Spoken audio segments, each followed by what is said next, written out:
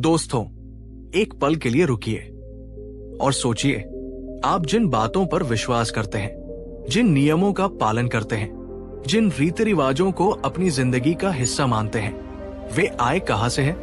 क्या वे आपकी अपनी समझ, आपके अपने अनुभव से उपजे हैं, या क्या आप उन्हें सिर्फ इसलिए मानते हैं क्योंकि आपको बताया गया है कि ऐसा ही होता है, क्योंकि आपके माता पिता, आपके पूर्वज और आपका समाज सदियों से ऐसा ही करता आया है? आज से लगभग 2500 साल पहले भारत की धरती पर एक ऐसे महाज्ञानी ने जन्म लिया जिसने मानवता के इतिहास का सबसे क्रांतिकारी, सबसे साहसी प्रश्न पूछा। उसने कहा, किसी बात पर केवल इसलिए विश्वास मत करो क्योंकि वह परंपरा से चली आ रही है। उसने हमें सिखाया, सत्य वो नहीं है जो तुम्हें बताया जाए, सत्य वो है जिसे तुम स्वयं अपने अनुभव की कसौटी पर परखो और जानो। जी हाँ, मैं बात कर रहा हूं गौतम बुद्ध की। आज हम बुद्ध के ज्ञान की एक नई श्रृंखला शुरू करने जा रहे हैं। एक ऐसी यात्रा जो आपके विश्वासों को झकझोर देगी, आपकी सोच को चुनौती देगी और आपको सच को एक नई नजर से देखना सिखाएगी। और इस यात्रा के पहले एपिसोड में हम जानेंगे कि क्यों बुद्ध ने परंपरा की अंधी गलियों में भटकने के बजाय सत्य की खुली और रोशनी भरी राह पर चलने पर जोर दिया। ये यात्रा आपके जीवन को बदल सकती है, बशर्ते आप इसे पूरे खुले मन से अनुभव करें। तो अगर आप तैयार हैं, तो इस वीडियो को अभी लाइक करें और हमारे इस ज्ञान यज्ञ में शामिल होने के लिए चैनल को सब्सक्राइब जरूर करें और नीचे कमेंट में पूरे संकल्प के साथ लिखें, मैं सत्य की खोज के लिए तैयार हूं। बचपन से ही हम सब एक अदृश्य धागे से बंधे होते हैं। ये धागा है परंपरा का। ये हमारे जीवन के हर पहलू को नियंत्रित करता है। हम क्या खाते हैं, क्या पहनते हैं, किससे विवाह करते हैं और यहां तक कि हम भगवान की पूजा कैसे करते हैं। किसी को सिखाया जाता है कि मंगलवार को बाल मत काटो, अशुभ होता है। किसी को बताया जाता है कि अगर काली बिल्ली रास्ता काट जाए तो आगे मत बढ़ो, काम बिगड़ जाएगा। किसी को समझाया जाता है कि घर के दरवाजे पर नींबू मिर्च लटकाने से बुरी नजर नहीं लगती। किसी को यह विश्वास दिलाया जाता है कि किसी विशेष नदी में नहाने से सारे पाप धुल जाते हैं। हमारे समाज में ऐसी न जाने कितनी मान्यताएं, कितने नियम और कितने रिवाज हैं जिन्हें हम बिना कोई सवाल किए पीढ़ी दर पीढ़ी मानते चले जाते हैं। अगर आप किसी से पूछें ऐसा क्यों करते हैं, तो ज्यादातर लोगों के पास एक ही जवाब होता है, पता नहीं, हमारे बाप दादा ऐसा ही करते आए हैं, इसलिए हम भी करते हैं। ये जवाब आरामदायक है, सरल है, लेकिन खतरनाक भी है, क्योंकि ये हमें सोचने से रोकता है। ये हमारी अपनी बुद्धि और विवेक का उपयोग करने से हमें वंचित कर देता है। हम एक भीड़ का हिस्सा बन जाते हैं जो एक ही दिशा में चल रही है, बिना ये जाने कि वो रास्ता सही भी है या नहीं। लेकिन दोस्तों, क्या हर परंपरा सच होती है? क्या सिर्फ इसलिए कि कोई बात हजारों सालों से चली आ रही है, वो सही हो जाती है? एक समय था जब सती प्रथा एक परंपरा थी। क्या वो सही थी? एक समय था जब छुआछूत एक परंपरा थी। क्या वो सही थी? गौतम बुद्ध ने इसी अंधे अनुसरण पर सबसे बड़ा और सबसे जरूरी प्रश्न खड़ा किया। उन्होंने हमें परंपरा की इन अदृश्य जंजीरों को देखने और उन्हें तोड़ने का साहस दिया। बुद्ध बनने से पहले राजकुमार सिद्धार्थ थे। उनके पिता राजा शुद्धोदन ने उन्हें दुनिया के हर दुख और दर्द से दूर एक भव्य महल में पाला था। लेकिन सिद्धार्थ का मन एक जिज्ञासु पक्षी की तरह था जो सोने के पिंजरे में कैद नहीं रह सकता था। बचपन से ही उनकी एक आदत थी, सवाल पूछना। जब उन्होंने पहली बार एक बूढ़े व्यक्ति को देखा जिसकी कमर झुकी हुई थी और हाथ कांप रहे थे, तो उन्होंने अपने सारथी चन्ना से ये नहीं पूछा कि ये क्या है। उन्होंने पूछा, ये बूढ़ा क्यों है? क्या मैं भी बूढ़ा होऊंगा? क्या हर कोई बूढ़ा होता है? जब उन्होंने पहली बार एक बीमार व्यक्ति को देखा जो दर्द से कराह रहा था, तो उन्होंने पूछा, ये दुख क्यों आता है? क्या इससे बचने का कोई रास्ता नहीं है? और जब उन्होंने पहली बार एक शव यात्रा देखी और लोगों को रोते बिलखते देखा तो वे भीतर तक हिल गए। उन्होंने पूछा, मृत्यु क्या है? ये क्यों होती है? क्या मृत्यु के बाद भी कुछ है? उनके इन सवालों से उनके गुरु और उनके पिता तक परेशान हो जाते थे, क्योंकि सिद्धार्थ केवल घटनाओं को नहीं देख रहे थे, वे घटनाओं के कारण को खोजना चाहते थे। वो क्या है पर नहीं, क्यों है पर अटक जाते थे। यहीं से उनकी महान यात्रा की शुरुआत हुई। परंपराओं और स्थापित मान्यताओं को आंख मूंद कर स्वीकार करने की नहीं, बल्कि हर चीज को अपनी बुद्धि और अनुभव की कसौटी पर परखने की। उन्होंने देखा कि लोग बूढ़े होते हैं, बीमार पड़ते हैं और मर जाते हैं, लेकिन वे इन सत्यों से मुंह फेर कर पूजा पाठ और कर्म कांडों में उलझे रहते हैं, ये सोचकर कि कोई बाहरी शक्ति उन्हें बचा लेगी। सिद्धार्थ ने इस आरामदेह भ्रम को स्वीकार करने से इनकार कर दिया। उन्होंने उस परम सत्य को खोजने का फैसला किया जो परंपराओं से परे था। दोस्तों, सोचकर देखिए, अगर आज कोई डॉक्टर आपसे कहे कि आपको एक गंभीर बीमारी है, पर चिंता मत करो, मैं एक मंत्र पढ़ूंगा और आप ठीक हो जाओगे, तो क्या आप उसकी बात मानेंगे? नहीं, आप उससे इलाज का वैज्ञानिक आधार पूछेंगे, दवाइयों के बारे में जानेंगे। लेकिन जब धर्म और परंपरा की बात आती है, तो हम अपनी सारी तार्किक बुद्धि को ताले में बंद क्यों कर देते हैं? अगर कोई आपको कहे कि रात में पीपल के पेड़ के नीचे मत जाओ, भूत होते हैं, तो ज्यादातर लोग बिना कोई सवाल किए मान लेंगे। क्यों? क्योंकि बचपन से यही सुनते आए हैं। बुद्ध कहते हैं, ये मानसिक आलस्य है, ये सच का सामना करने से डरना है। अंधविश्वास हमेशा डर और अज्ञान की कोख से जन्म लेता है। जब हम किसी चीज को समझ नहीं पाते, तो हम उसके बारे में एक काल्पनिक कहानी गढ़ लेते हैं और उसे सच मान लेते हैं। बिजली क्यों कड़कती है? इंद्र देवता क्रोधित है। फसल क्यों खराब हो गई? किसी देवता का प्रकोप है। मैं बीमार क्यों हूं? किसी ने मुझ पर जादू टोना कर दिया है। बुद्ध के समय में भी समाज ऐसे ही अंधविश्वासों से भरा हुआ था। लोग तरह तरह के यज्ञ, हवन और पशु बलि करते थे। उन्हें विश्वास था कि निरीह जानवरों की बलि देने से देवता प्रसन्न होंगे और उनकी मनोकामनाएं पूरी करेंगे। परंपरा यही थी, धर्म ग्रंथ यही कहते थे, पुरोहित यही सिखाते थे। लेकिन बुद्ध ने खड़े होकर इस क्रूर परंपरा को चुनौती दी। उन्होंने अपनी तर्क और करुणा की तलवार से इस अंधविश्वास की जड़ों पर प्रहार किया। उन्होंने लोगों से पूछा, क्या एक प्रेम करने वाला करुण आमी देवता किसी बेजुबान जानवर की हत्या से प्रसन्न हो सकता है? क्या किसी की जान लेकर अपनी खुशी खरीदना धर्म हो सकता है?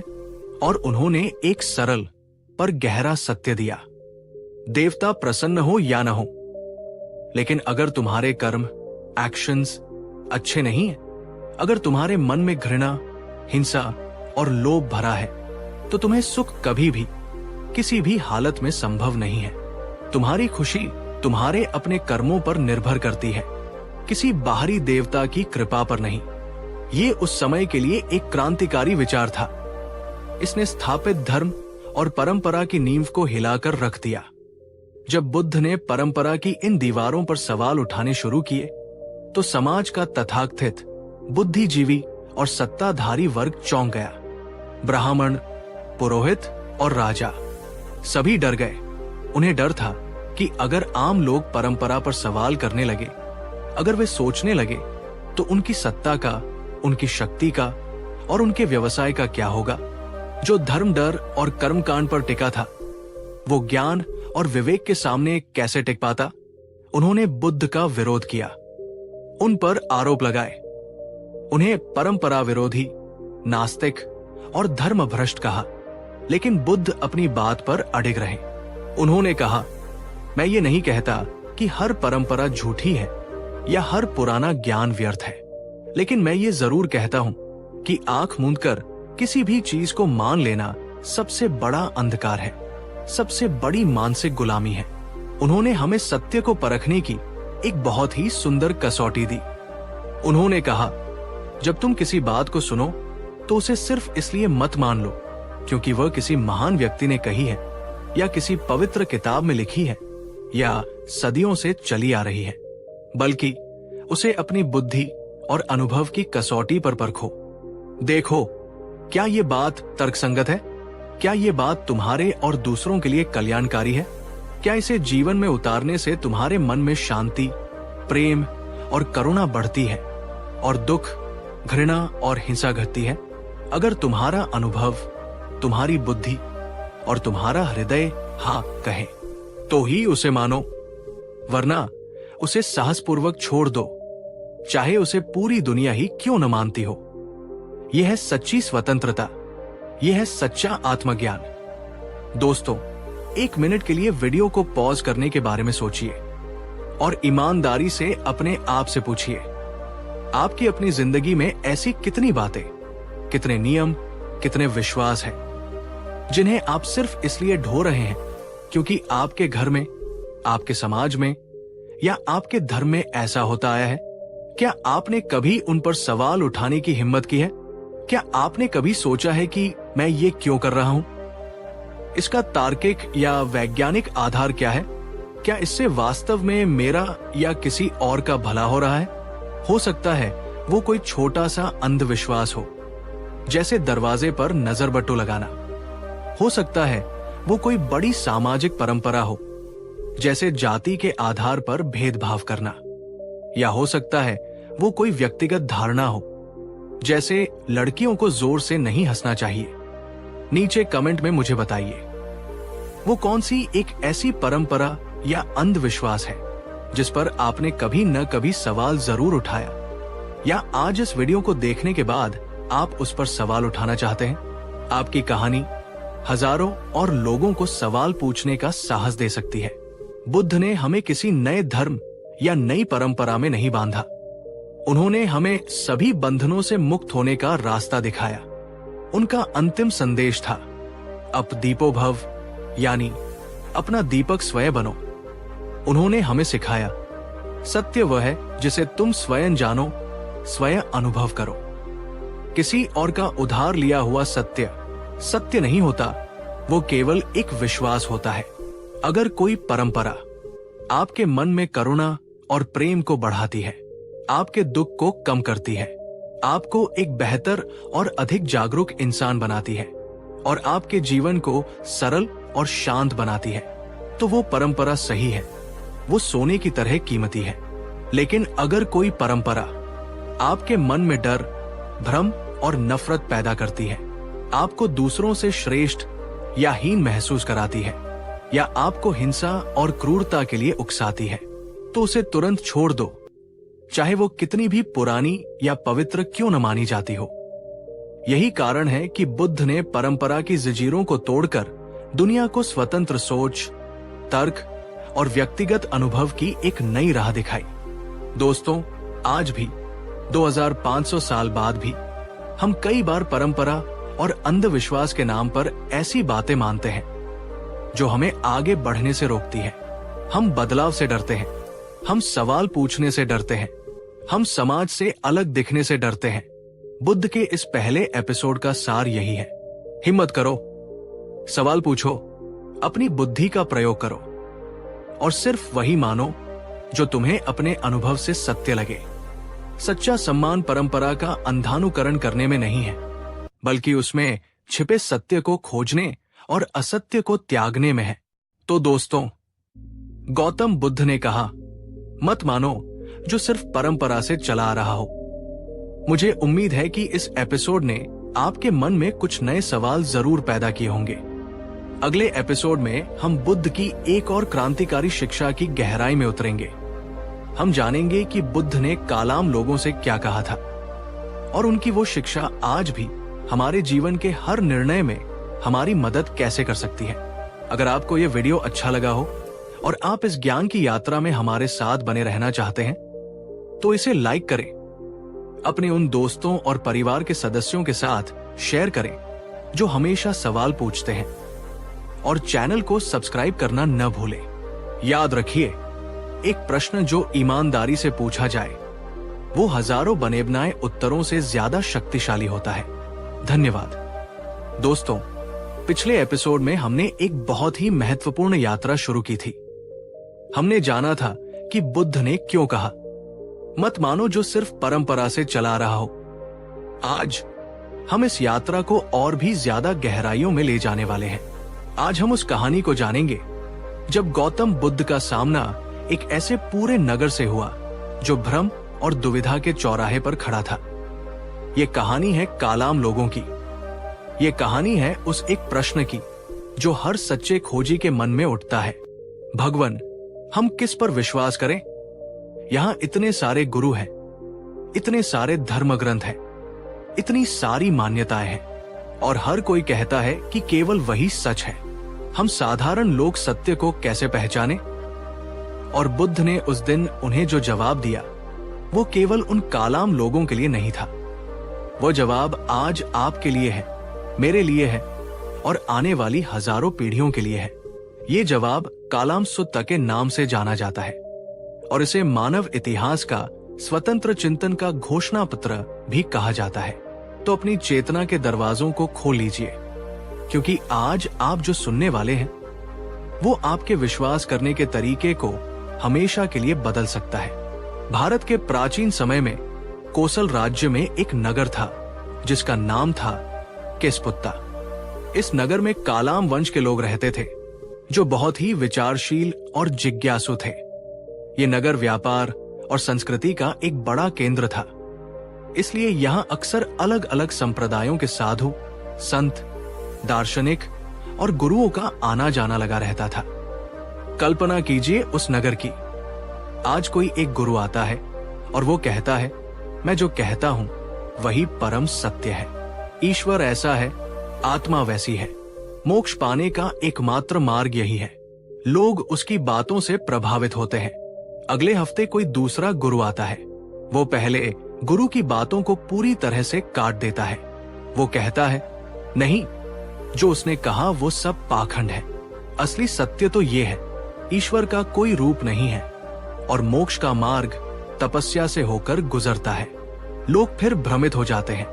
फिर कोई तीसरा आचार्य आता है जो कहता है, ये सब बातें व्यर्थ है, असली चीज तो कर्मकांड और यज्ञ है। अगर तुम हमारे बताए हुए देवताओं को प्रसन्न नहीं करोगे तो तुम पर विपत्ति आएगी, तुम नरक में जाओगे। ये सुनकर लोग डर जाते हैं। कालाम लोग एक गहरे मानसिक और आध्यात्मिक संकट में फंस गए। किस पर भरोसा करें?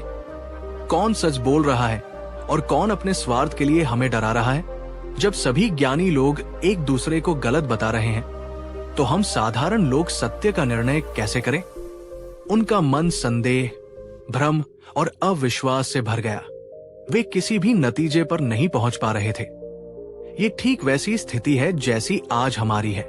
इंटरनेट और सोशल मीडिया पर हजारों गुरु हैं, हजारों तरह की सूचनाएं हैं। कोई कहता है ये करो, कोई कहता है वो करो, और हम उन कालाम लोगों की तरह ही भ्रमित और दिशाहीन महसूस करते हैं। एक दिन कालाम लोगों ने सुना कि श्रमण गौतम यानी बुद्ध, जिन्हें दुनिया में परम ज्ञान की प्राप्ति हुई है, वे उनके नगर में पधारे हैं।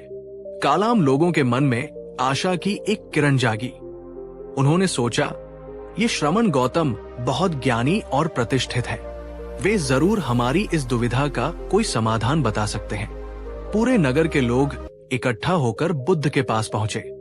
उन्होंने बुद्ध को प्रणाम किया और अपने मन की पूरी व्यथा उनके सामने रख दी। उन्होंने कहा, भगवान, हमारे नगर में अनेक साधु संत आते हैं। वे सब अपने अपने धर्म और दर्शन की प्रशंसा करते हैं और दूसरों के धर्म की निंदा करते हैं। उनकी बातें सुनकर हमारे मन में संदेह और भ्रम उत्पन्न होता है कि इनमें से कौन सच बोल रहा है और कौन झूठ। भगवान, कृपा करके हमारा मार्गदर्शन करें। हम कैसे जाने कि सत्य क्या है? ये एक बहुत ही सरल पर गहरा प्रश्न था। ये हर उस इंसान का प्रश्न है जो सच को जानना चाहता है। बुद्ध ने कालाम लोगों की बात को बड़े ध्यान से सुना। उन्होंने उन्हें डांटा नहीं।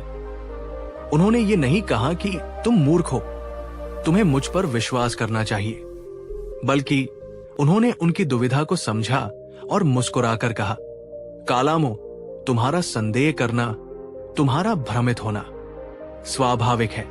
जिस विषय में संदेह होना चाहिए उसी में तुम्हें संदेह उत्पन्न हुआ है। पहले ही वाक्य से बुद्ध ने उन्हें बताया कि सवाल करना या संदेह करना कोई पाप नहीं है, बल्कि ये बुद्धि का पहला कदम है। और फिर बुद्ध ने वे अमर शब्द कहे जिन्होंने अंधविश्वास और अंधी श्रद्धा की हजारों साल पुरानी दीवारों को गिरा दिया। उन्होंने कहा, ऐ कालामो, सुनो, किसी बात को केवल इसलिए मत मान लेना कि तुमने उसे किसी से सुना है। किसी बात को केवल इसलिए मत मान लेना कि वह तुम्हारी परंपरा का हिस्सा है। किसी बात को केवल इसलिए मत मान लेना कि वो अफवाह है या लोग ऐसा कहते हैं। किसी बात को केवल इसलिए मत मान लेना कि वो धर्म ग्रंथों में लिखी है। किसी बात को केवल इसलिए मत मान लेना कि वो तर्क और अनुमान पर सही बैठती है। किसी बात को केवल इसलिए मत मान लेना कि वह तुम्हारे अपने सोचे हुए विचारों के अनुकूल है। किसी बात को केवल इसलिए मत मान लेना कि कहने वाले का व्यक्तित्व बहुत आकर्षक और प्रभावशाली है। और किसी बात को केवल इसलिए भी मत मान लेना कि ये साधु हमारा गुरु है। एक पल के लिए रुकिए और इन शब्दों की गहराई को महसूस कीजिए। बुद्ध विश्वास के हर बाहरी आधार को एक एक करके काट रहे हैं। परंपरा, शास्त्र, गुरु, तर्क, बहुमत, सब कुछ।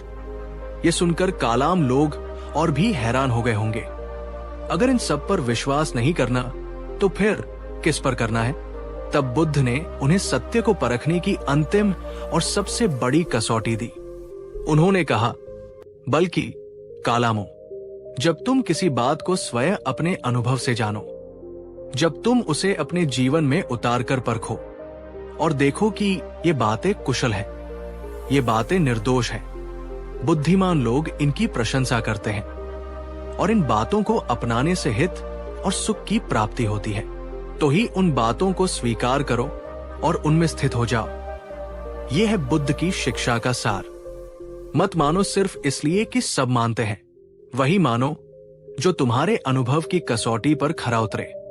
दोस्तों, बुद्ध की ये शिक्षा आज के समय में और भी ज्यादा प्रासंगिक हो गई है। हम एक भेड़चाल के युग में जी रहे हैं। हम वही कपड़े पहनते हैं जो सब पहन रहे हैं। हम वही फिल्में देखते हैं जो सब देख रहे हैं और हम उन्हीं बातों पर विश्वास कर लेते हैं जो सोशल मीडिया पर ट्रेंड कर रही है। अगर सब कह रहे हैं कि किसी खास कंपनी का शेयर खरीदने से आप अमीर बन जाएंगे, तो हम भी बिना अपनी रिसर्च किए पैसा लगा देते हैं। अगर सब कह रहे हैं कि ये पूजा करने से आपकी सारी समस्याएं दूर हो जाएंगी, तो हम भी अपनी बुद्धि का प्रयोग किए बिना वो पूजा करने लगते हैं। अगर व्हाट्सएप पर कोई फेक न्यूज आती है जिसे हजारों लोग शेयर कर रहे हैं, तो हम भी उसे सच मानकर फॉरवर्ड कर देते हैं। क्यों? क्योंकि हम इंसानों के अंदर अकेले रह जाने का, समूह से अलग दिखने का एक गहरा डर होता है। हमें लगता है कि जो चीज इतने सारे लोग कर रहे हैं या मान रहे हैं, वो गलत कैसे हो सकती है। लेकिन इतिहास गवाह है कि दुनिया के सबसे बड़े झूठ और सबसे बड़ी क्रूरताएं बहुमत की सहमति से ही की गई है। बुद्ध हमें इसी भेड़चाल से बाहर निकलने का साहस देते हैं। वे कहते हैं, अगर पूरी दुनिया भी किसी झूठ को मान रही हो और तुम्हारा अनुभव उसे गलत कह रहा हो, तो अपने अनुभव के साथ खड़े होने का साहस रखो। एक छोटा सा उदाहरण। बुद्ध ने कालाम लोगों से पूछा, कालामो, तुम मुझे बताओ, जब किसी व्यक्ति के मन में लोभ, ग्रीड उत्पन्न होता है, तो वो उसके हित के लिए होता है या अहित के लिए? कालामों ने कहा, भगवन, अहित के लिए। बुद्ध ने पूछा, जब किसी के मन में घृणा, हेट्रेड उत्पन्न होती है, तो वो उसके हित के लिए होती है या अहित के लिए? कालामों ने कहा, भगवन, अहित के लिए। बुद्ध ने पूछा, जब किसी के मन में भ्रम, डिल्यूजन उत्पन्न होता है, तो वो उसके हित के लिए होता है या अहित के लिए? कालामों ने कहा, भगवन, अहित के लिए। तब बुद्ध ने कहा, तो देखो, तुम्हें किसी शास्त्र या गुरु की जरूरत नहीं है ये जानने के लिए कि क्या सही है और क्या गलत। तुम्हारा अपना अनुभव ही तुम्हें बता रहा है कि लोभ, घृणा और भ्रम दुख का कारण है। इसलिए इन्हें छोड़ दो और इसी तरह जब तुम्हारे मन में प्रेम, करुणा और उदारता जैसे गुण उत्पन्न होते हैं तो वे तुम्हारे हित के लिए होते हैं या अहित के लिए। कालामों ने कहा, हित के लिए भगवन। बुद्ध ने कहा, तो इन्हें अपनाओ। सत्य इतना ही सरल है। सत्य को खोजने के लिए कहीं बाहर जाने की जरूरत नहीं है। वो आपके अपने अनुभव में, आपके अपने हृदय में मौजूद है। दोस्तों, अब इस शिक्षा को अपनी आज की जिंदगी पर लागू करके देखिए। आज सोशल मीडिया, न्यूज चैनल और विज्ञापन, हर कोई आपका ध्यान खींचना चाहता है और आपको अपनी बात पर विश्वास दिलाना चाहता है। कोई कहता है, ये क्रीम लगा लो, 7 दिन में गोरे हो जाओगे। कोई कहता है, ये ऑनलाइन कोर्स खरीद लो, 1 महीने में करोड़पति बन जाओगे। कोई कहता है, इस राजनीतिक पार्टी को वोट दो, यही देश को बचाएगी। हम इन सूचनाओं के बमबारी में खो गए हैं। यहाँ पर बुद्ध का कालाम सुत्त हमारे लिए एक फिल्टर की तरह काम करता है, एक सत्य प्रेक्षक, ट्रूथ डिटेक्टर की तरह। अगली बार जब आपके सामने कोई दावा आए, कोई मान्यता आए, तो उसे आंख मूंद कर मानने के बजाय बुद्ध की कसौटी पर परखें। 1. क्या ये तर्कसंगत है? क्या ये विज्ञान और सामान्य ज्ञान के विरुद्ध तो नहीं है? 2. इसके पीछे की मंशा क्या है? क्या कहने वाला मुझे डराकर या मुझे लालच देकर अपनी बात मनवाना चाहता है? 3. क्या बुद्धिमान और निष्पक्ष लोग इसका समर्थन करेंगे? 4. और सबसे महत्वपूर्ण, इसे अपनाने से मेरे और दूसरों के जीवन में क्या परिणाम होगा? क्या इससे शांति, सुख और करुणा बढ़ेगी या डर, तनाव और नफरत बढ़ेगी? जब आप इस फिल्टर का उपयोग करना सीख जाएंगे तो आपको कोई धोखा नहीं दे पाएगा। आप सूचनाओं के महासागर में डूबेंगे नहीं, बल्कि एक कुशल तैराक की तरह तैरना सीख जाएंगे। दोस्तों, बुद्ध की ये शिक्षा हमें एक बहुत बड़ी जिम्मेदारी देती है। ये हमें एक अनुयायी, फॉलोअर से एक खोजी, सीकर बनाती है। ये हमें बताती है कि हमारे जीवन की, हमारे विश्वासों की और हमारी मुक्ति की जिम्मेदारी किसी और की नहीं, हमारी अपनी है। क्या आपने कभी अपने जीवन में भेड़चाल का अनुभव किया है? क्या कभी ऐसा हुआ है कि आपने कोई काम सिर्फ इसलिए किया क्योंकि सब कर रहे थे और बाद में आपको लगा कि यह सही नहीं था? अपने उस अनुभव को नीचे कमेंट में साझा करें। आपकी कहानी किसी और को अपनी बुद्धि का प्रयोग करने का साहस दे सकती है। बुद्ध की ये शिक्षा सिर्फ उनके समय के लिए नहीं थी। ये आज के फेक न्यूज और प्रोपेगेंडा के युग के लिए और भी ज्यादा महत्वपूर्ण है। उन्होंने हमें किसी धर्म में नहीं बांधा। उन्होंने हमें स्वतंत्र और तार्किक सोच का सबसे बड़ा उपहार दिया। यही कारण है कि बुद्ध को सिर्फ एक धार्मिक गुरु नहीं, बल्कि दुनिया के महानतम दार्शनिकों, मनोवैज्ञानिकों और यहाँ तक कि वैज्ञानिकों में से एक माना जाता है। आज की सीख, इस एपिसोड की सीख यही है, मत मानो सिर्फ इसलिए कि सब मानते हैं।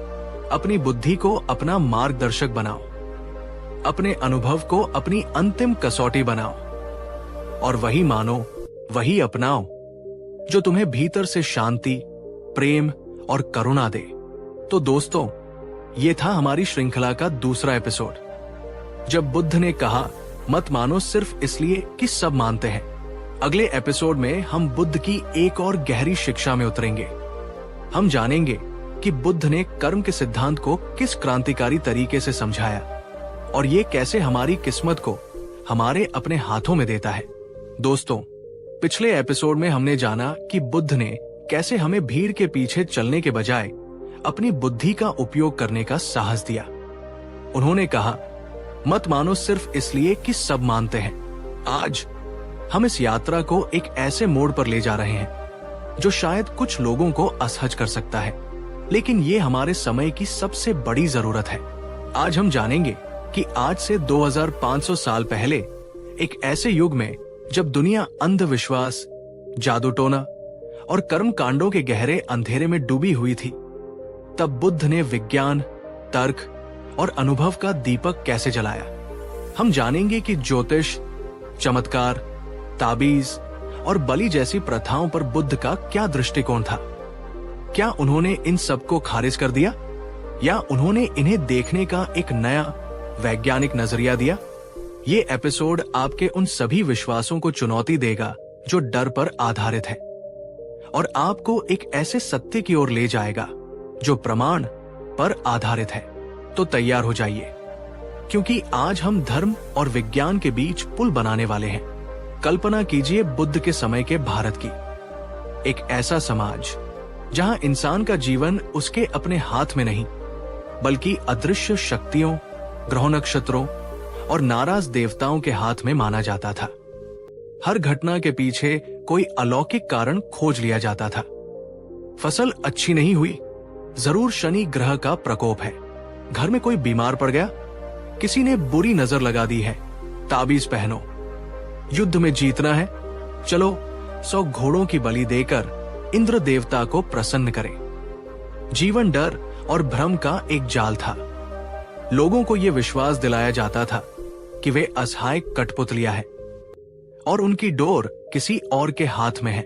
पुरोहित, तांत्रिक और ज्योतिषी इस डर का फायदा उठाकर समाज को नियंत्रित करते थे। वे लोगों को बताते थे कि क्या शुभ है, क्या अशुभ है, कब क्या करना है और कब नहीं।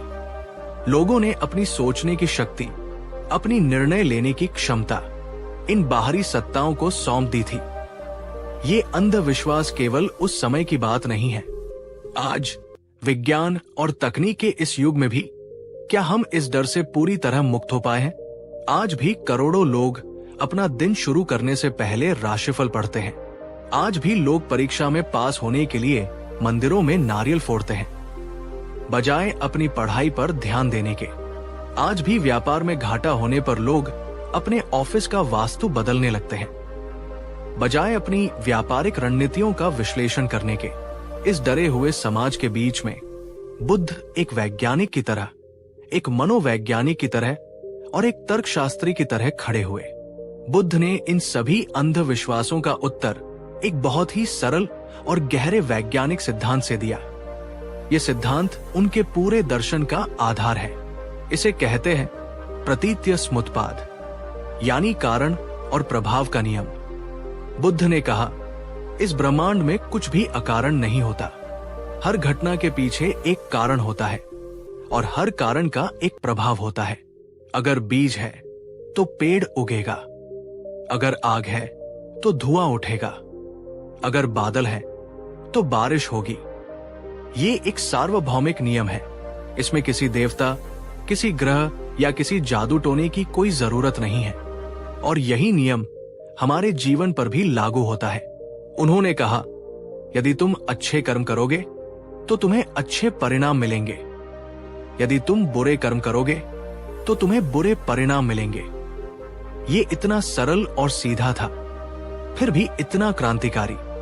बुद्ध ने लोगों की किस्मत को ग्रहों और देवताओं के हाथ से छीनकर वापस उनके अपने हाथों में दे दिया। उन्होंने कहा, तुम अपने भाग्य के निर्माता स्वयं हो। तुम्हारी सफलता या असफलता किसी तारे के हिलने से तय नहीं होती, वो तुम्हारे अपने कर्मों और विचारों से तय होती है। बुद्ध से अक्सर पूछा जाता था, भगवान, क्या ग्रह नक्षत्र हमारे जीवन को प्रभावित करते हैं? क्या शुभ मुहूर्त और अशुभ मुहूर्त जैसी कोई चीज होती है? बुद्ध का उत्तर बहुत ही स्पष्ट और तार्किक था। उन्होंने कहा, ग्रह और नक्षत्र आकाश में मौजूद विशाल खगोलीय पिंड है। वे अपने नियमों के अनुसार घूमते हैं। उनका तुम्हारे व्यक्तिगत जीवन से, तुम्हारी सफलता या असफलता से कोई सीधा लेना देना नहीं है। वे कहते थे, एक मूर्ख व्यक्ति शुभ मुहूर्त का इंतजार करता रहता है और अवसर को गवा देता है, लेकिन एक बुद्धिमान व्यक्ति के लिए हर वो क्षण शुभ है जब वो कोई अच्छा काम करने का निर्णय लेता है। सच्चा नक्षत्र तो तुम्हारा अच्छा कर्म है। अगर तुम्हारे कर्म अच्छे हैं तो सारे ग्रह तुम्हारे पक्ष में हैं, और अगर तुम्हारे कर्म बुरे हैं तो दुनिया का कोई भी ज्योतिषी या शुभ मुहूर्त तुम्हें नहीं बचा सकता। बुद्ध ज्योतिष के खिलाफ नहीं थे, एक खगोल विज्ञान के रूप में, लेकिन वे उसके उस रूप के खिलाफ थे जो लोगों को भाग्यवादी, आलसी और डरा हुआ बनाता है। वो चाहते थे कि कि लोग सितारों में अपना भविष्य खोजने के बजाय अपने कर्मों में, अपने परिश्रम में और अपने विवेक में अपना भविष्य खोजें। बुद्ध के समय में चमत्कार और कर्म कांडों का बहुत बोलबाला था। लोग मानते थे कि कोई विशेष मंत्र पढ़ने से, कोई ताबीज पहनने से या कोई यज्ञ करने से उनकी सारी समस्याएं हल हो जाएंगी। जब लोग बुद्ध के पास आकर किसी चमत्कार की मांग करते तो बुद्ध मुस्कुरा देते। बुद्ध का दृष्टिकोण बिल्कुल स्पष्ट था। उन्होंने कहा, सच्चा चमत्कार किसी बीमार को एक मंत्र से ठीक करना नहीं है। सच्चा चमत्कार है किसी के मन से घृणा, लोभ और अज्ञान को मिटा देना। वे कहते थे कि ये ताबीज, ये मंत्र और ये कर्मकांड अक्सर हमारे मन को और ज्यादा भ्रमित और आश्रित बनाते हैं। वे हमें ये विश्वास दिलाते हैं कि शक्ति हमारे भीतर नहीं बल्कि किसी बाहरी वस्तु या क्रिया में है। अगर कोई ताबीज तुम्हारे मन में ये विश्वास जगाता है कि अब मैं सुरक्षित हूं और इस विश्वास के कारण तुम्हारा आत्मविश्वास बढ़ता है, तो वो ताबीज नहीं, तुम्हारा विश्वास काम कर रहा है। लेकिन अगर वही ताबीज तुम्हारे मन में ये डर पैदा करता है कि अगर मैंने इसे उतार दिया तो मेरे साथ कुछ बुरा हो जाएगा, तो वो ताबीज तुम्हारी शक्ति नहीं, तुम्हारी कमजोरी बन चुका है। एक कहानी है, एक स्त्री जिसका बच्चा बहुत बीमार था, बुद्ध के पास आई और बोली, भगवान, कोई ऐसा मंत्र, कोई ऐसा ताबीज दीजिए जिससे मेरा बच्चा ठीक हो जाए। बुद्ध ने उसे कोई ताबीज नहीं दिया। उन्होंने कहा, जाओ और गांव के सबसे अच्छे वैद्य को बुलाकर लाओ। बच्चे को सही औषधि और देखभाल की जरूरत है। फिर उन्होंने उस स्त्री को सांत्वना देते हुए समझाया, सच्चा मंत्र है तुम्हारे मन की करुणा और प्रेम, और सच्चा ताबीज है तुम्हारी बुद्धि और सही कर्म। बीमारी का इलाज औषधि से होता है, अंधविश्वास से नहीं। बुद्ध ने हमें सिखाया कि सच्ची शक्ति हमारे अपने भीतर है, हमारी समझ में, हमारे ध्यान में और हमारी करुणा में। किसी बाहरी चीज पर निर्भर होना मानसिक गुलामी है। दोस्तों, अगर आप ध्यान से देखें तो बुद्ध की पूरी शिक्षण पद्धति आधुनिक वैज्ञानिक विधि, साइंटिफिक मेथड पर आधारित है। एक वैज्ञानिक क्या करता है? वो एक समस्या को देखता है। ऑब्जर्वेशन, बुद्ध ने देखा कि जीवन में दुख है। 2, वो उसके कारण का पता लगाता है। हाइपोथेसिस, बुद्ध ने खोजा कि दुख का कारण तृष्णा और अज्ञान है।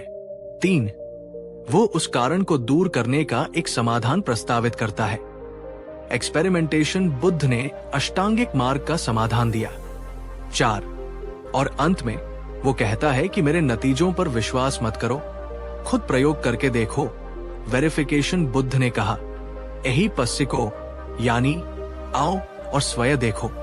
बुद्ध ने कभी नहीं कहा, मैंने कह दिया इसलिए मान लो। उन्होंने हमेशा कहा, मैंने अनुभव किया है, अब तुम भी अनुभव करो। उनकी प्रयोगशाला थी उनका अपना मन, और उन्होंने हमें सिखाया कि हम सब अपने मन की प्रयोगशाला में अपने जीवन के सबसे बड़े सत्यों का प्रयोग और अनुभव कर सकते हैं। ये विज्ञान की पराकाष्ठा है। विज्ञान केवल बाहरी दुनिया की खोज नहीं है, सबसे बड़ा विज्ञान है अपने मन की, अपनी चेतना की खोज। और बुद्ध उस आंतरिक विज्ञान के महानतम वैज्ञानिकों में से एक थे। दोस्तों, आज भी हम इन 2 रास्तों के चौराहे पर खड़े हैं। एक रास्ता है डर, अंधविश्वास और बाहरी निर्भरता का। यह रास्ता आसान लगता है क्योंकि इसमें सोचना नहीं पड़ता, बस मान लेना होता है। दूसरा रास्ता है साहस, तर्क और आत्मनिर्भरता का। यह रास्ता कठिन है क्योंकि इसमें सवाल पूछने पड़ते हैं, प्रयोग करने पड़ते हैं और अपनी जिम्मेदारी खुद उठानी पड़ती है। बुद्ध की शिक्षा हमें दूसरे रास्ते पर चलने के लिए प्रेरित करती है। क्या आपके जीवन में कोई ऐसा अंधविश्वास या डर है जो आपको आगे बढ़ने से रोक रहा है? क्या आज आप उस पर सवाल उठाने और उसे अपने तर्क की कसौटी पर परखने का साहस कर सकते हैं? नीचे कमेंट में साझा करें। आपकी हिम्मत किसी और को भी हिम्मत दे सकती है।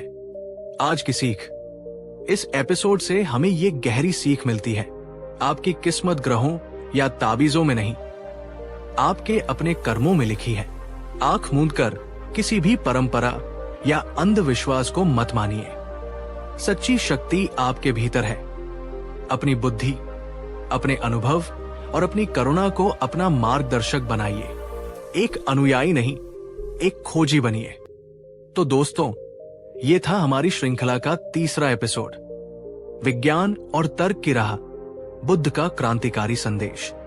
अगले और अंतिम एपिसोड में हम जानेंगे कि बुद्ध के अनुसार सच्ची श्रद्धा और आस्था क्या है। क्या श्रद्धा का मतलब आंखें बंद कर लेना है या आंखें पूरी तरह से खोल लेना? दोस्तों, ज्ञान की इस पवित्र यात्रा के अंतिम पड़ाव पर आपका स्वागत है। पिछले 3 एपिसोड में हमने साथ मिलकर परंपरा की जंजीरों को तोड़ा, भेड़चाल के मनोविज्ञान को समझा और तर्क एवं विज्ञान की कसौटी पर अपने विश्वासों को परखना सीखा। हमने जाना कि बुद्ध ने हमें किसी भी बात को आंख मूंदकर मानने से क्यों रोका। लेकिन यहाँ एक बहुत ही गहरा और महत्वपूर्ण प्रश्न उठता है। अगर हमें किसी परंपरा पर, किसी शास्त्र पर या किसी गुरु पर भी आंख मूंदकर विश्वास नहीं करना है, तो क्या बुद्ध हमें नास्तिक, अविश्वासी या शंकालु बनने के लिए कह रहे थे? क्या श्रद्धा या आस्था का जीवन में कोई स्थान ही नहीं है? आज इस श्रृंखला के चौथे और अंतिम एपिसोड में हम इसी सबसे गहरे रहस्य से पर्दा उठाएंगे। हम जानेंगे कि बुद्ध के अनुसार सच्ची श्रद्धा और अंधश्रद्धा में क्या अंतर है। हम सीखेंगे कि श्रद्धा का मतलब आंखें बंद कर लेना नहीं, बल्कि अपनी चेतना की आंखों को पूरी तरह से खोल लेना है। ये इस यात्रा का सार है, इसका अमृत है। तो अपनी पूरी चेतना के साथ मेरे साथ बने रहिएगा, क्योंकि आज आप जो जानेंगे वो आपके और आपके विश्वास के बीच के रिश्ते को हमेशा के लिए परिभाषित कर देगा। दोस्तों, संसार में 2 तरह की श्रद्धा होती है। ये दोनों देखने में एक जैसी लग सकती है, पर इनके परिणाम जमीन आसमान जितने अलग होते हैं। पहली है अंधश्रद्धा। ये डर और अज्ञान से पैदा होती है। ये बिना समझे, बिना अनुभव किए, सिर्फ किसी के कहने पर या परंपरा के नाम पर की जाती है। इसका आधार बाहरी होता है, कोई किताब, कोई व्यक्ति, कोई कर्मकांड। उदाहरण, अगर मैंने ये ताबीज नहीं पहना तो मेरे साथ कुछ बुरा हो जाएगा, या मेरे गुरु ने कहा है इसलिए ये सच ही होगा, मुझे सवाल पूछने की जरूरत नहीं है। अंधश्रद्धा आपको गुलाम बनाती है। ये आपकी सोचने की शक्ति छीन लेती है और आपको दूसरों पर निर्भर बना देती है। दूसरी है सच्ची श्रद्धा। ये अनुभव, समझ और विवेक से पैदा होती है। ये जांच पड़ताल करने के बाद जब आप किसी चीज को अपने अनुभव से सच पाते हैं, तब जन्म लेती है। इसका आधार आंतरिक होता है, आपका अपना अनुभव, आपकी अपनी प्रज्ञा। उदाहरण, मैंने ध्यान का अभ्यास किया है और मैंने अनुभव किया है कि इससे मेरा मन शांत होता है और मेरे निर्णय बेहतर होते हैं। इसलिए मुझे ध्यान के मार्ग पर श्रद्धा है। सच्ची श्रद्धा आपको स्वतंत्र बनाती है। ये आपको आत्मविश्वास देती है और आपको अपने पैरों पर खड़ा करती है। बुद्ध ने हमें हमेशा दूसरी तरह की श्रद्धा, यानी एहिपस्सिको, आओ और स्वयं देखो वाली श्रद्धा का मार्ग दिखाया। उन्होंने कभी नहीं कहा मैं कहता हूं इसलिए मान लो। उन्होंने हमेशा कहा मैंने ये मार्ग खोजा है, इस पर चलकर देखो। अगर तुम्हें शांति मिले, अगर तुम्हारा दुख कम हो, तो ही इस पर श्रद्धा रखो। बुद्ध का संदेश बहुत ही सरल लेकिन गहरा था।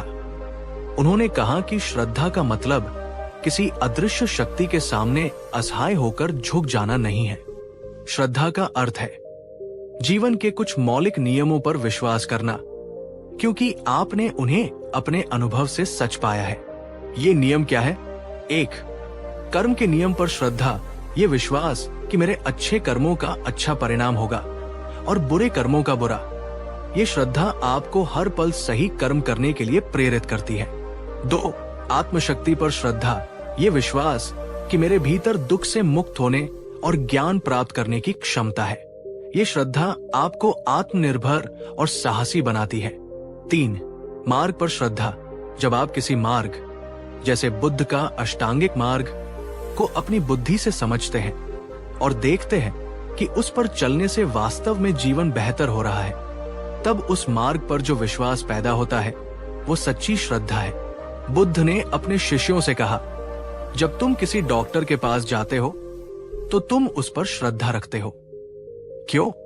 क्योंकि तुम देखते हो कि उसकी दवा से लोग ठीक हो रहे हैं। ये एक जांची परखी हुई श्रद्धा है।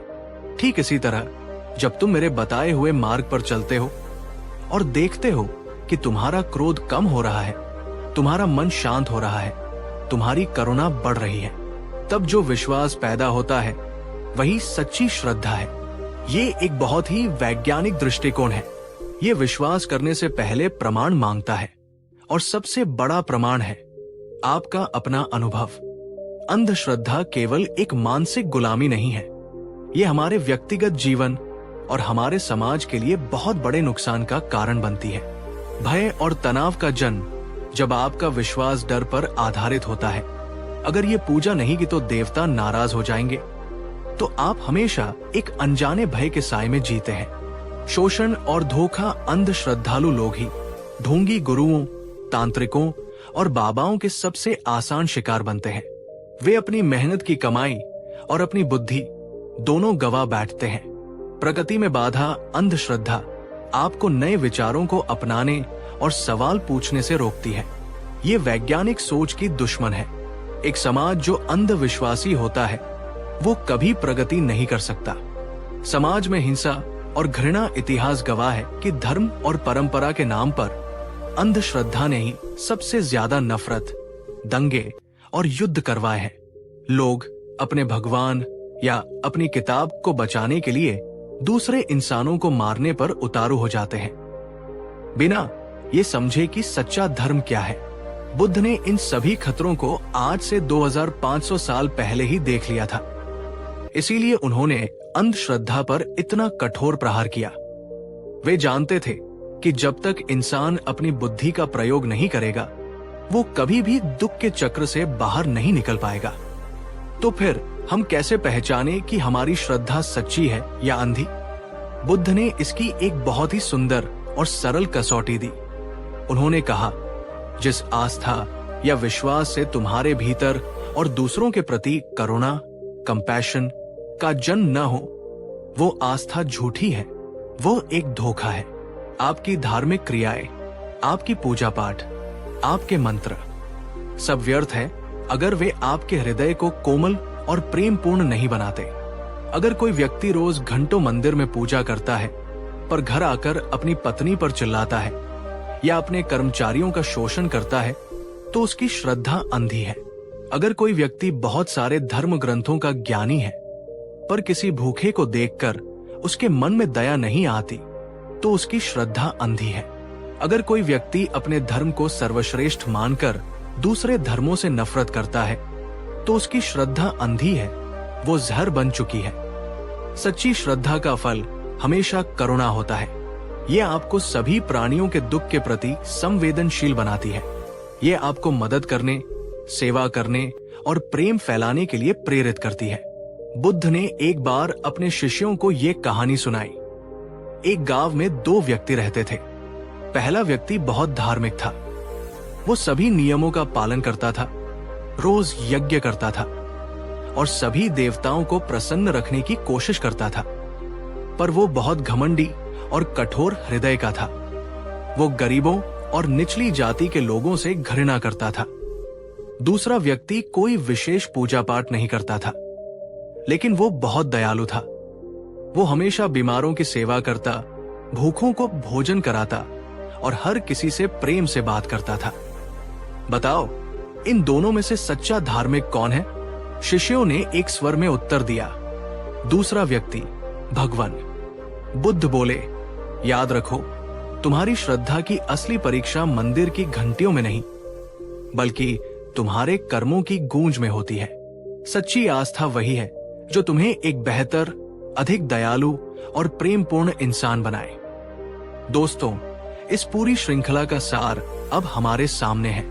बुद्ध हमें नास्तिक बनने के लिए नहीं कहते, वे हमें बुद्धिमान आस्तिक बनने के लिए कहते हैं, श्रद्धा रखो पर कर्म के नियम पर, श्रद्धा रखो पर अपनी आंतरिक क्षमता पर, श्रद्धा रखो पर करुणा और प्रेम की शक्ति पर। आज की इस जटिल दुनिया में जब हमें हर तरफ से अलग अलग विचारधाराएं खींच रही हैं, तब बुद्ध की ये शिक्षा हमारे लिए एक लंगर, एंकर का काम करती है।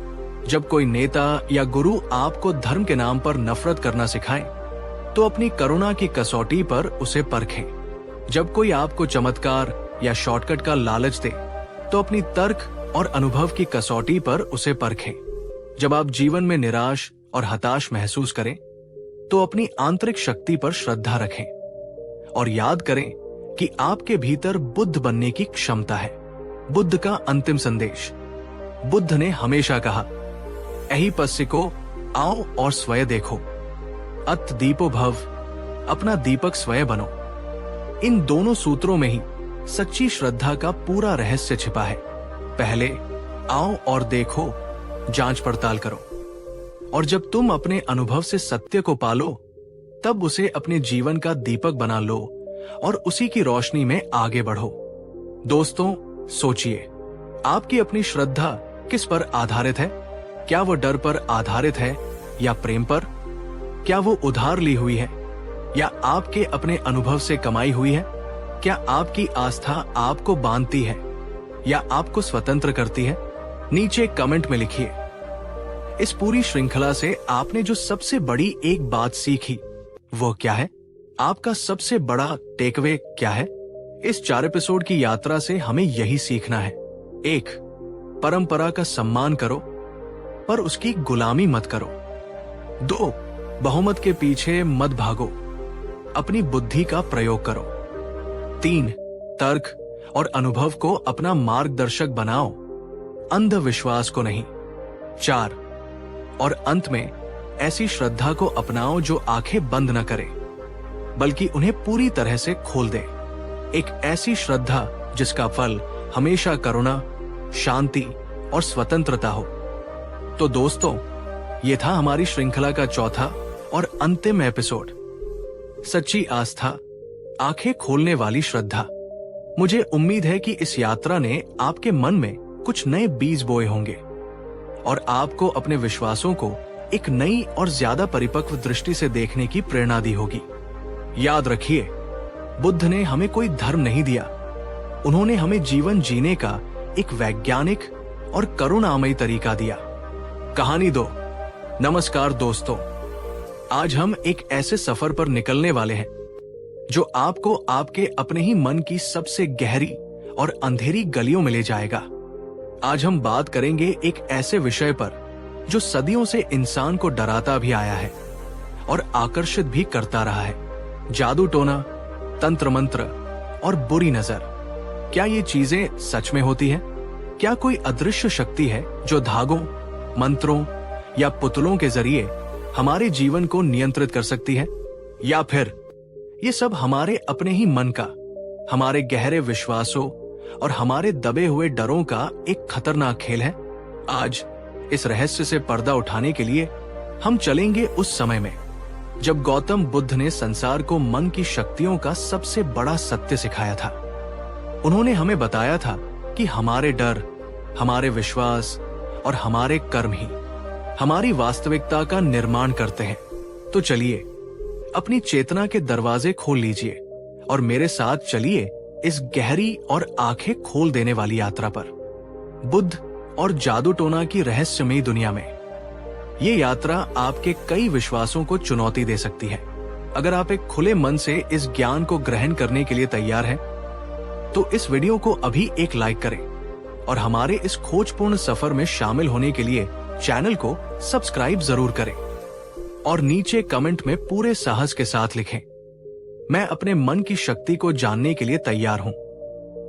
बहुत समय पहले जब विज्ञान का प्रकाश नहीं फैला था, तब इंसान का जीवन अनिश्चितताओं और खतरों से घिरा हुआ था। अचानक आने वाली बीमारियां, बाढ़, सूखा और अकाल मृत्यु, इन सब का कोई स्पष्ट कारण समझ नहीं आता था।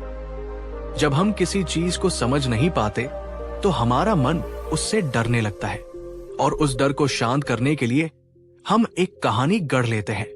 यहीं से जादू टोना, बुरी नजर और तंत्र मंत्र जैसे विश्वासों का जन्म हुआ। गांव में किसी का बच्चा बीमार पड़ गया, जरूर किसी ने बुरी नजर लगा दी है।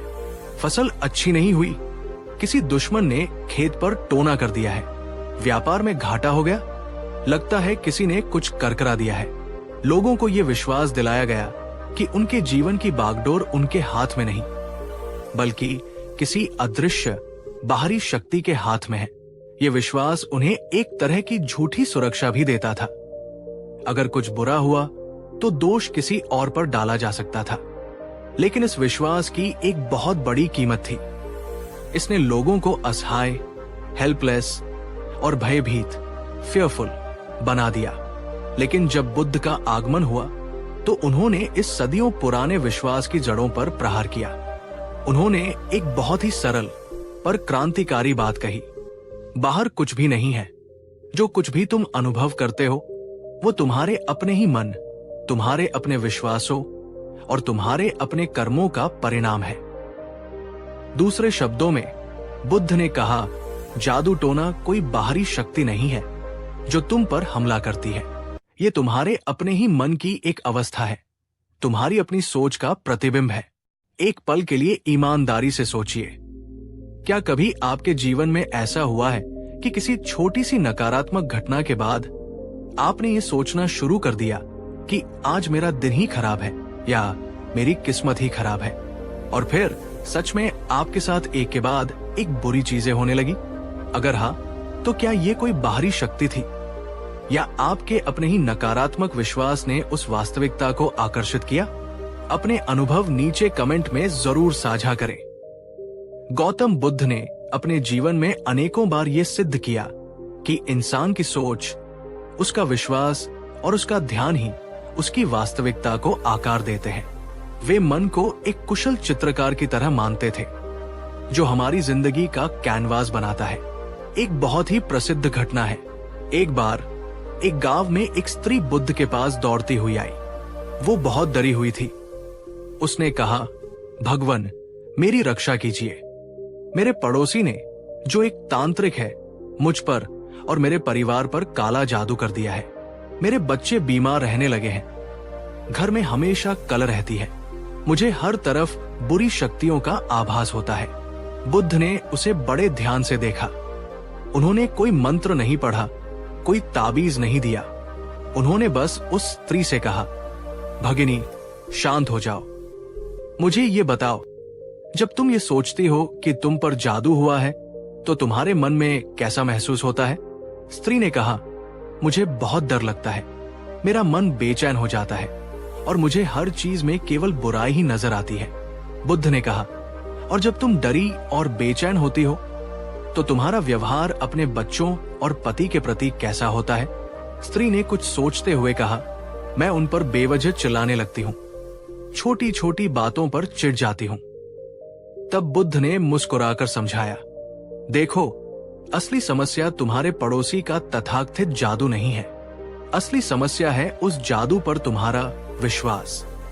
तुम्हारे विश्वास ने तुम्हारे मन में डर पैदा किया। उस डर ने तुम्हारे मन की शांति छीन ली, और जब तुम्हारी मन की शांति भंग हुई तो तुम्हारा व्यवहार बदल गया, जिससे तुम्हारे घर में कलह शुरू हो गई, और इस तनावपूर्ण माहौल में तुम्हारे बच्चे भी बीमार रहने लगे। बाहरी शक्ति ने तुम्हें प्रभावित नहीं किया है, तुम्हें तुम्हारे अपने ही विश्वास और डर ने प्रभावित किया है। यदि तुम अपने मन को नियंत्रित कर सको, यदि तुम अपने मन में डर की जगह करुणा और शांति को स्थान दो, तो दुनिया की कोई भी शक्ति तुम्हें प्रभावित नहीं कर सकती। यहाँ बुद्ध ने बहुत ही स्पष्ट रूप से बता दिया कि जादू टोना वास्तविक नहीं है। वास्तव में ये हमारी सोच, थॉट, हमारे विश्वास, बिलीफ और हमारी चिंता, एंजाइटी का एक दुष्चक्र है जो हमारी वास्तविकता को नकारात्मक बना देता है। दोस्तों, बुद्ध ने जो बात आज से 2500 साल पहले कही थी, आज आधुनिक विज्ञान भी उसे प्रमाणित कर रहा है। आज मेडिकल साइंस में एक बहुत ही प्रसिद्ध चीज है जिसे प्लेसिबो इफेक्ट कहते हैं। प्लेसिबो इफेक्ट में एक मरीज को असली दवा की जगह सिर्फ एक शुगर की गोली, शुगर पिल, ये कहकर दी जाती है कि ये एक बहुत ही शक्तिशाली नई दवा है जो तुम्हें ठीक कर देगी। और आश्चर्यजनक रूप से बहुत से मरीज सच में ठीक होने लगते हैं। क्यों? क्योंकि उनके विश्वास ने उनके शरीर और दिमाग को यह संकेत दिया कि वे ठीक हो रहे हैं।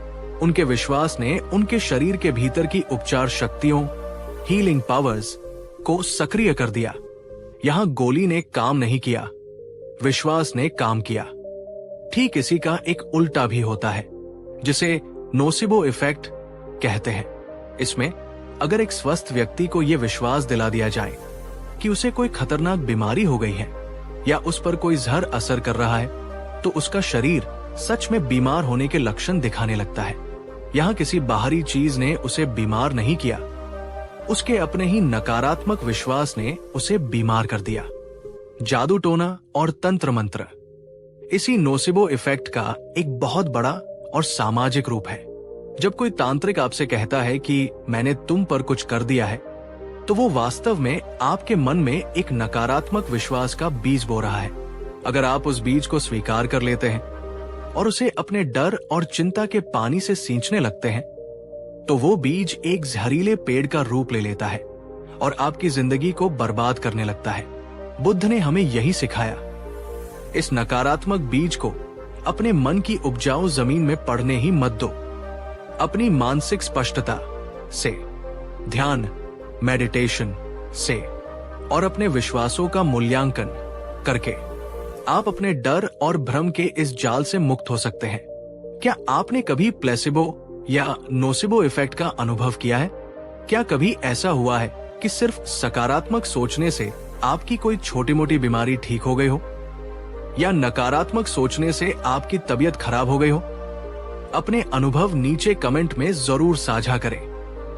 तो फिर सवाल उठता है कि अगर कोई सच में हमारे बारे में बुरा सोच रहा है या हमें नुकसान पहुंचाना चाहता है, तो हम अपनी रक्षा कैसे करें? क्या हमें भी किसी तांत्रिक के पास जाना चाहिए?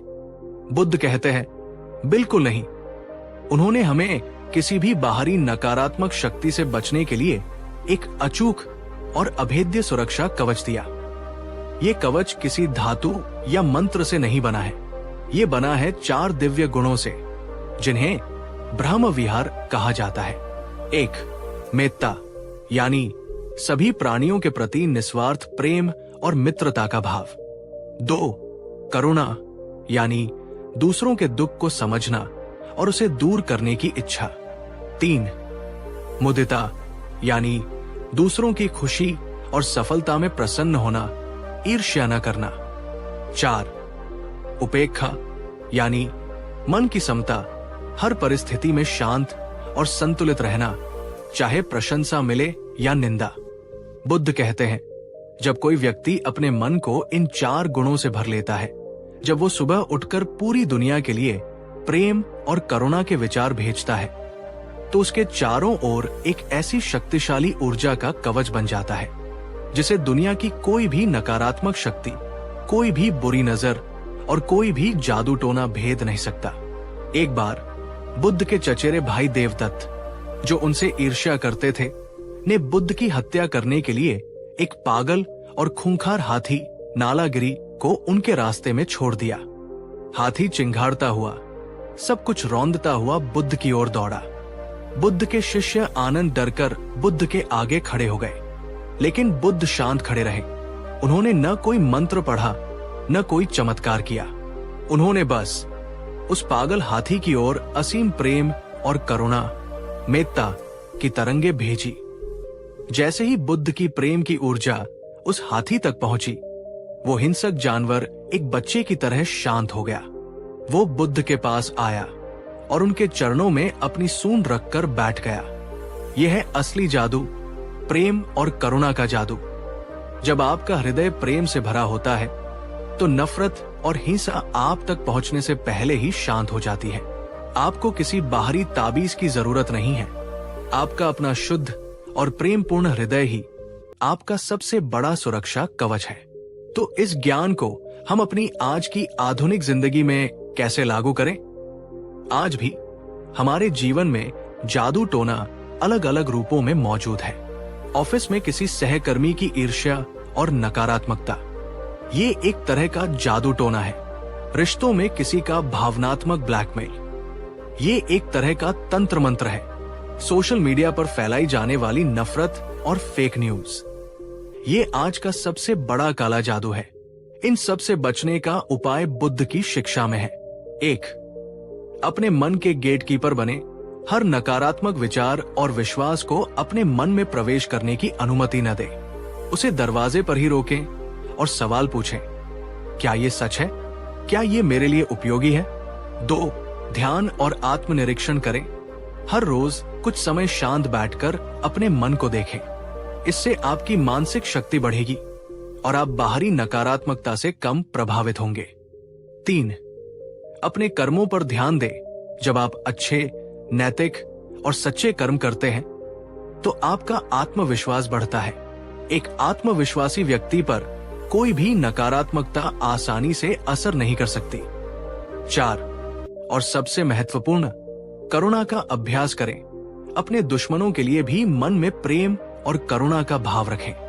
ये न केवल उन्हें बदलेगा, बल्कि ये आपको भी हर तरह के नुकसान से बचाएगा। याद रखिए, असली जादू आपकी सोच से आपके जीवन को बदलने में है। तो दोस्तों, आज हमने जाना कि जादू टोना और बुरी शक्तियां वास्तव में हमारे अपने मन के डर और नकारात्मक विश्वासों का खेल है। गौतम बुद्ध ने हमें ये सिखाया कि असली शक्ति हमारे अपने मन के भीतर है। जब हम अपने मन के मालिक बन जाते हैं और उसे डर की जगह प्रेम और करुणा से भर देते हैं, तो हम अजेय हो जाते हैं। तो आज से ये निर्णय ले, आप अपने डर को पहचानेंगे, आप अपने अंधविश्वासों पर सवाल उठाएंगे और आप प्रेम और करुणा को अपना सबसे बड़ा सुरक्षा कवच बनाएंगे। और फिर देखिए आपकी दुनिया कैसे बदल जाती है। इस एपिसोड को देखने के बाद जादू टोनाज के बारे में आपकी सोच में क्या बदलाव आया है? क्या आप अब भी मानते हैं कि बाहरी शक्तियां हमें नियंत्रित कर सकती हैं? या आपको लगता है कि असली शक्ति हमारे अपने भीतर है? अपने विचार नीचे कमेंट में जरूर बताएं। पिछले एपिसोड में हमने एक गहरे रहस्य से पर्दा उठाया था। हमने जाना कि कैसे गौतम बुद्ध ने हमें सिखाया कि जादू टोना, बुरी नजर और तंत्र मंत्र जैसी चीजें कोई बाहरी शक्ति नहीं, बल्कि हमारे अपने ही मन के डर और विश्वास का एक खतरनाक खेल है। लेकिन सिर्फ ये जानना काफी नहीं है।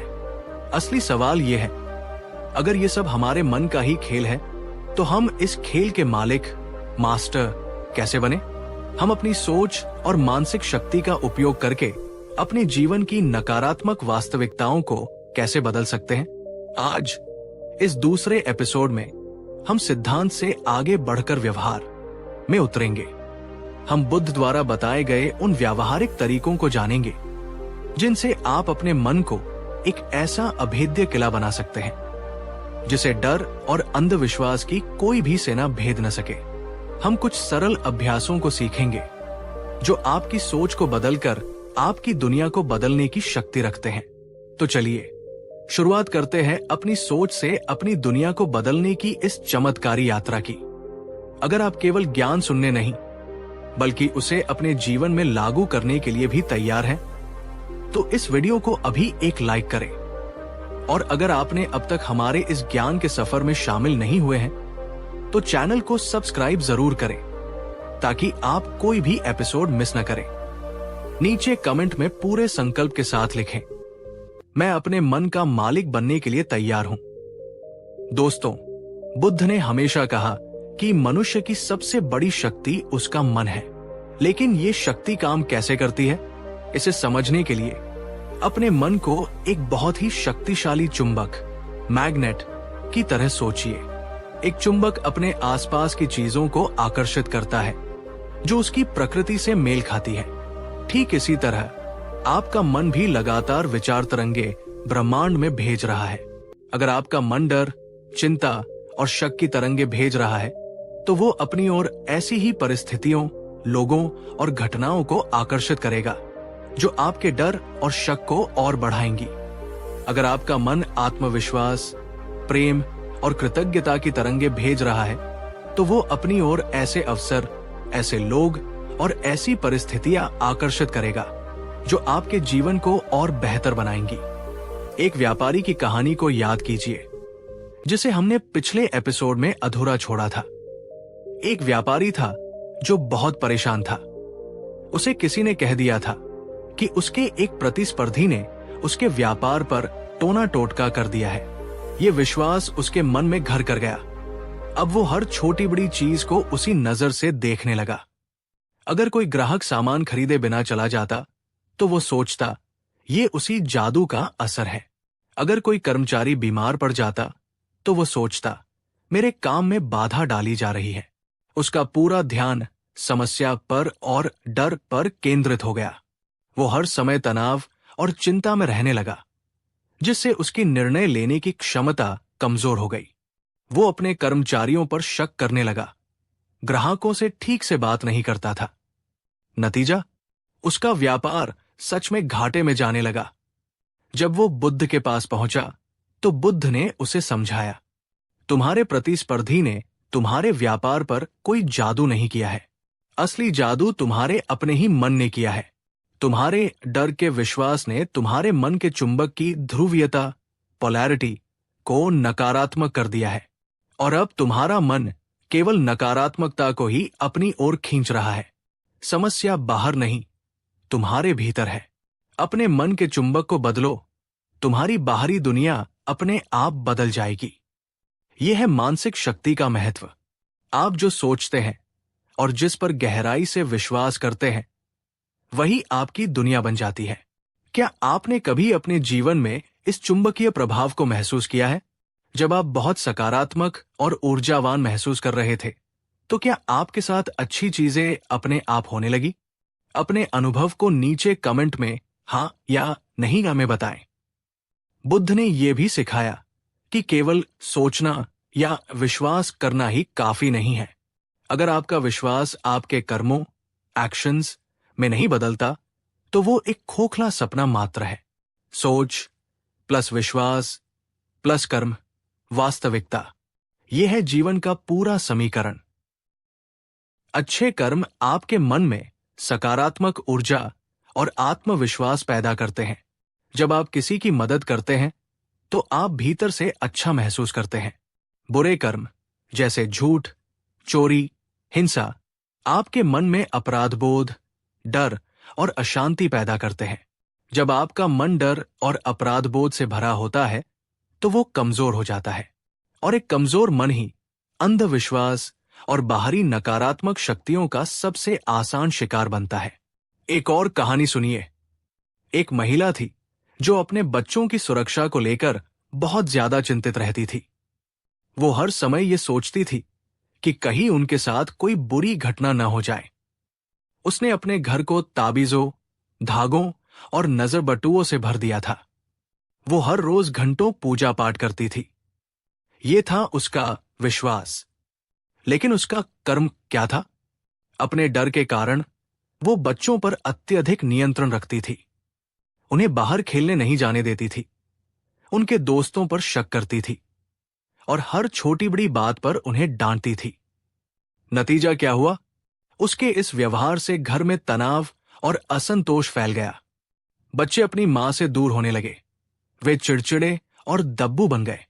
जिस अनहोनी से वो डर रही थी, वो अनहोनी तो नहीं हुई, लेकिन उसके डर ने उसके घर की शांति और खुशी को जरूर खत्म कर दिया। जब वो बुद्ध के पास पहुंची तो बुद्ध ने उसे समझाया, भगिनी, सच्ची सुरक्षा ताबीजों और धागों में नहीं है। सच्ची सुरक्षा तुम्हारे कर्मों में है। जब तुम अपने बच्चों को डर की जगह प्रेम और विश्वास दोगी, सही कर्म।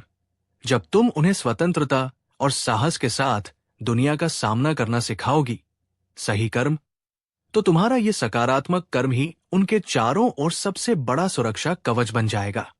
अपनी सोच को बदलो, अपने कर्म को बदलो, तुम्हारे घर का माहौल अपने आप बदल जाएगा। जादू टोने का डर अक्सर उन लोगों को सबसे ज्यादा सताता है जिनके मन में अपने ही किसी बुरे कर्म को लेकर अपराधबोध या डर छिपा होता है। जब आप सही और नैतिक कर्म करते हैं तो आपका मन निर्भय हो जाता है। तो अब सबसे महत्वपूर्ण सवाल पर आते हैं।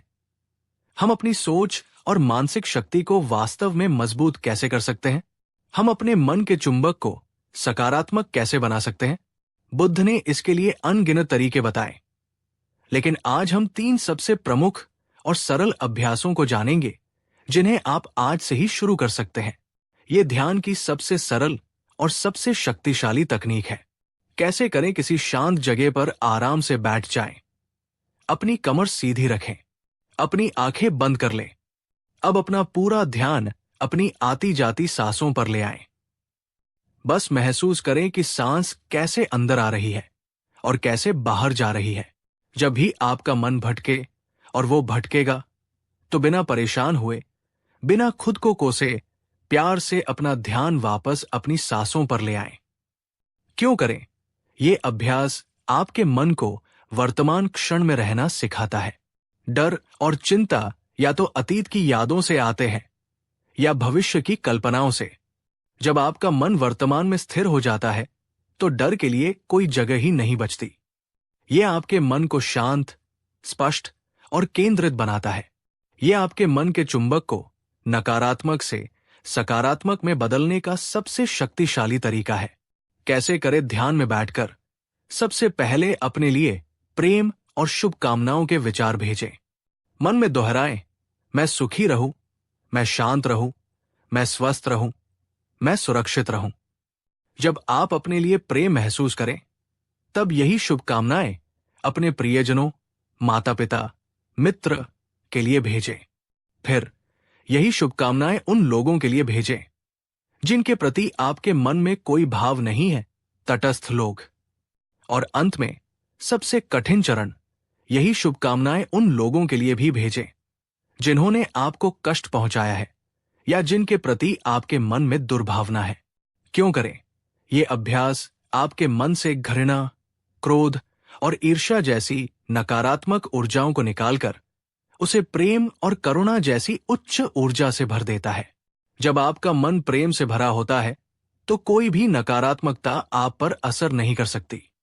यह आपके चारों ओर एक शक्तिशाली सुरक्षा कवच का निर्माण करता है। कैसे करें? दिन में जब भी कोई नकारात्मक विचार या डर मन में आए, तो उसमें बहने के बजाय एक कदम पीछे हटकर उसे एक वैज्ञानिक की तरह देखें। उससे सवाल पूछें, ये विचार कहां से आया?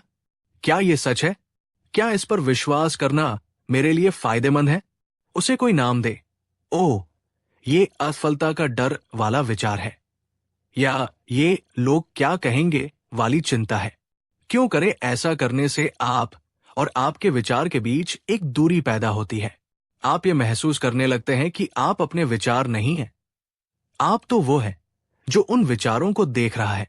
ये आपको अपने विचारों का गुलाम बनने से बचाता है और आपको उनका मालिक बनाता है। क्या आप आज से ये संकल्प ले सकते हैं कि आप इन 3 अभ्यासों में से किसी एक को सिर्फ 5 मिनट के लिए हर रोज करेंगे? कौन सा अभ्यास आप आजमाना चाहेंगे?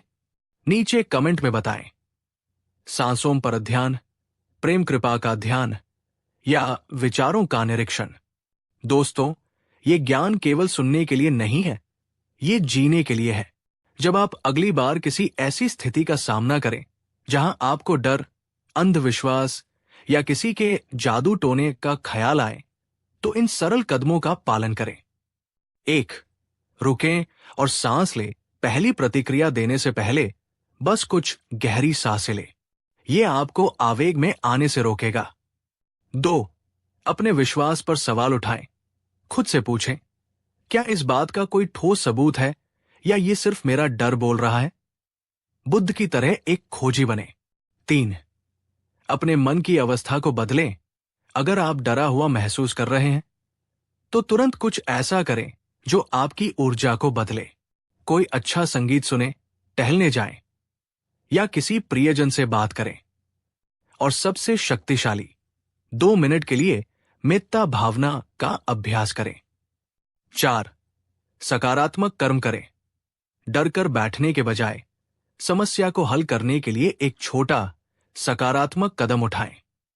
अगर व्यापार में घाटा हो रहा है, तो किसी तांत्रिक के पास जाने के बजाय किसी अनुभवी सलाहकार से मिले या एक नई मार्केटिंग रणनीति पर काम करें। याद रखिए, जादू टोना केवल तभी काम करता है जब हम उसे काम करने की अनुमति देते हैं। जब आप अपने मन का नियंत्रण अपने हाथ में ले लेते हैं, तो आप उस अनुमति को वापस ले लेते हैं। तो दोस्तों, आज हमने सीखा कि जादू टोना या कोई भी बाहरी नकारात्मक शक्ति केवल हमारी सोच, हमारे डर और हमारे विश्वास का ही एक प्रतिबिंब है। और हमने ये भी सीखा कि ध्यान, सकारात्मक सोच और सही कर्म के माध्यम से हम अपने मन को इतना शक्तिशाली बना सकते हैं कि कोई भी नकारात्मकता हमें छू भी न सके। गौतम बुद्ध ने हमें कोई चमत्कार नहीं दिया, उन्होंने हमें उससे भी बड़ी चीज दी, हमारे अपने मन की चाबी।